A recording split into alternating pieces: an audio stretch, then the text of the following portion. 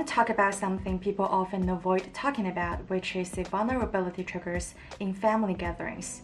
When you're under a lot of pressure and outside expectations to be happy, especially in holidays, you may find it hard to admit to yourself that family gatherings can be very triggering. You may find yourself easily flipping over little things, getting emotionally dysregulated, or just emotionally shut down. I want to help you mentally prepare for it when abrupt leaving may not be an option, and setting boundaries could be even more challenging. I want to teach you the skills you need to cope. So let's jump right into it.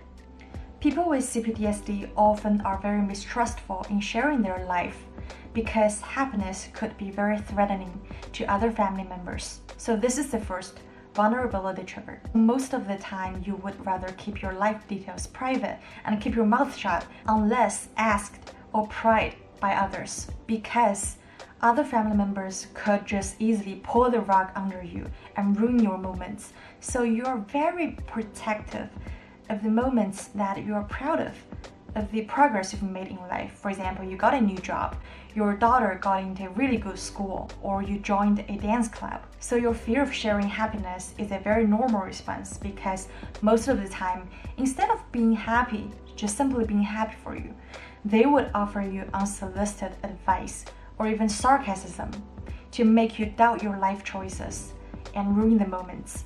So they may say something like, well, why did you do that? Or, oh, there's a downside to this. You need to watch out for this. So over the years, I really tried to repair some of my family relationships by revealing some parts of me.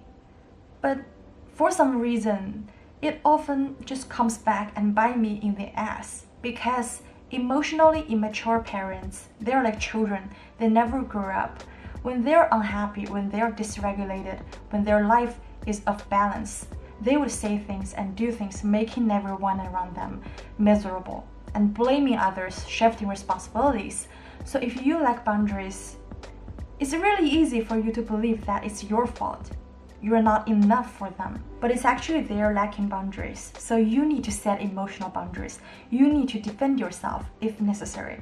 I'm going to talk about how to do it, how I did it in the second point later. Other times, it may come out of good intentions because that's the only way they know in how to connect with you, even if it makes you uncomfortable. But you may still flip, because it triggers you of the memories of you getting invalidated, you getting rejected or blamed. So either way, you just learned to keep your mouth shut all the time, to keep things private. Some of us may even carry this huge amount of guilt, because sharing your happiness is like a betrayal to your parents if they are miserable, if they are very dependent, if they are depressed. So without you even being aware of it, you may sabotage your relationships in life to keep you small so that you could be still bonded with their misery.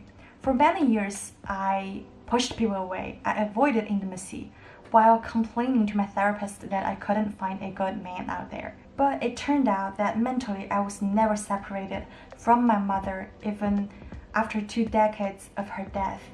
Because me being miserable, being unhappy, is the way I still get bonded to her misery. She couldn't find a good man, so neither should I. The big I told you so is the second vulnerability trigger I want to talk about. When you finally have the courage to open up 1 inch more about yourself, what gets thrown onto your face? Yes, the big I told you so. It feels like a brutal rejection, emotional abandonment, and smuggling belittling, just like how they used to do when you were a child. Then you think to yourself, why bother? Why would I ever think that they are gonna change? Yeah, maybe deep down you could find some parts of you to believe that, well, they don't do this intentionally. They don't want to hurt you. They don't want to upset you. But you don't feel seen and heard either. You don't see their empathy or their attempts to understand you when they're holding this attitude as if like they're better and superior than you. When I was a beginner in setting boundaries, one thing that really helped me break the pattern of swallowing the disappointments, then blaming myself, is to get the accumulated and hidden and buried anger across without thinking that you need to do this perfectly. Allowing it to be awkward, allowing things to be messy, allowing there to be heated arguments even. Sometimes messiness is what needed to make things right. This method might not work for people who are still financially dependent on them. Let's be honest here, if you need food and if you need their money to pay the bills, it might be hard for you to stand up for yourself because you have something to think about. But hear my stories first and decide if you want to implement this plan. So many years ago, I just started therapy. I was a pushover, I was a people pleaser, but at that time, I decided to give it a shot. I wanted to take the step.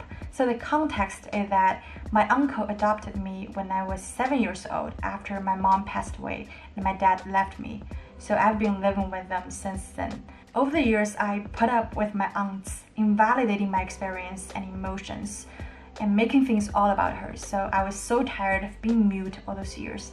And that day, I yelled at her angrily. Like, it got really messy. I started to cry at the end, but I told her, like, explicitly that she's no longer in any position to judge me, judge my life decisions, or comment on everything I've done, because I would not be affected by her anymore. To make a stand, I refused to ever talk to her again.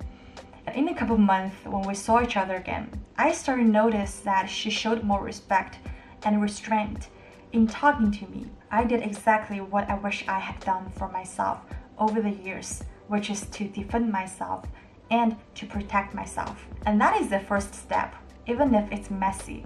But it just got better and better afterwards. And now I can say whatever I want to say, whatever I want to do. I just don't really give a shit about how others respond to me. The third vulnerability trigger is that everyone helps bury the dysfunction. It's often an unspoken family rule to avoid talk about family dysfunctions, which is the most overlooked vulnerability trigger that adds to your anxiety without you even realizing that. So everybody would play a part to create this family image, to keep things peaceful, even though deep down you know that things are not okay. For example, my family deals with the loss of my mother through keeping things bottled up. For the past 2 decades, we never openly talked about this thing. We never talked about the grief we have to go through. So it's just forbidden to talk about ominous things like death. Only positivity and happiness are allowed in this house, which is ironic because I got into depression for the past 2 decades. If you have emotionally unstable, immature, or narcissistic parents, who would break into rage if things don't go their way? Everybody suffers in this family. Instead of calling out this inappropriate behavior, everybody forgives. They find excuses for them, and they help to make the atmosphere right. Oftentimes, there's a scapegoat in this family. For example, your father often blames your mother, like for coming home late, for not getting enough cookies for everyone, for putting too much sugar. Or if you're the parentified child, you feel responsible for caretaking everything. So the second you arrive at home, you would get really busy, like rushing to the kitchen, preparing meal, cleaning dishes, making sure everyone is fed and happy. And there's another type of child, someone like me. I would become extra dynamic and cheerful because the second I sense tension in the air, I feel responsible. And I would just cheer everyone up, by engaging everyone, making everyone happy, by making myself a fool. So all these years I've done that, and I got really good and really natural and acting happy and sweet. Underneath this peaceful facade, you feel this immense loneliness and sadness because you couldn't find anyone to talk to open up to, or seek support from. So it becomes extra important to set emotional boundaries to prevent yourself from being dragged down to negative emotions. So one thing you need to constantly remind yourself, which is, first, you didn't cause this dysfunction, and second, you are not responsible to fix it. To break the cycle, you need to own your emotional boundaries and stop consciously doing extra things. If you're interested in topics like over-apologizing and neediness, I'm gonna put my videos up here somewhere. I'll see you there. Bye-bye.